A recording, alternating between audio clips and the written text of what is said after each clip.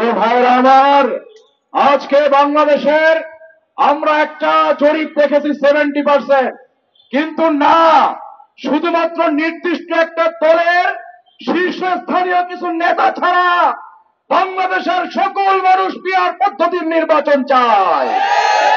সংগ্রামী ভাইরা আমার, সুতরাং আমাদের আমির পীর সাহেব চরমনাই সহ বাংলাদেশের প্রায় শীর্ষস্থানীয় সকল রাজনীতিবিদরা একমত হয়েছেন, বাংলাদেশের মানুষ একমত আছে, পিয়ার পদ্ধতিতে নির্বাচন হতে হবে।